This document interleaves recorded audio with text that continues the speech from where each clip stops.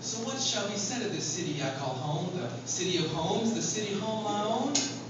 Well, it's the city of first, and it was my first city, and it is full of beauty, though it don't look too pretty. To the eye of the beholder, someone once said to me, but the beholders are the ones who get to see their destiny.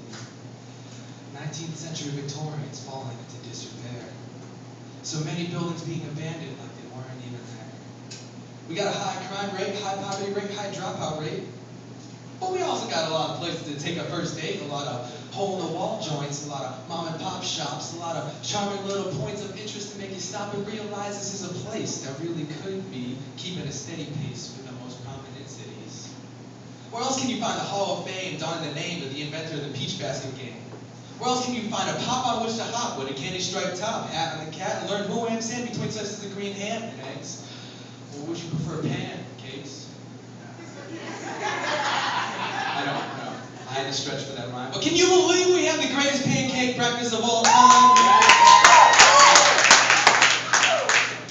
And did you know that this is where the lathe was developed? Giving way to mass production in the industry it developed? And maybe some green thumb conservationists would be mad at that, but it's alright because we're surrounded by a forest habitat. And if a real forest scares you too much, just go over to Forest Park and they'll let you feed the ducks. You know, come to think, we really do have a lot going for us. So I hate hearing my hometown pros this to feel, saying that they just want to get out and see the world, that they don't like how long and cold the winters feel, and all the crime and the poverty of the last girls. Well, homeboy, have you looked at yourself lately with your greasy hand armpit stains? Maybe you got at the couch to stop playing video games and took a shower and actually called women by their real names. They'd look a little more appealing for you. But I look them in the eye and see the saddest thing is not all the homicide or the poverty thing. It's that we all want to take but have nothing to grab. It's that we all run and hide and we call it soul searching. So I thank my Lord for the blacks, whites, browns, and yellows. For the children, women, old folks, and young fellows. For Friendlies and Websters, the museums and the armory. For Shays' Rebellion through all the small towns where the farmers be. For the old world homes that maintain terraced streets. And chestnut towers flowing forth hip-hop beats. For the Hondas so low in frequency and in height. Blasting reggaeton, shrimp rattling through the night.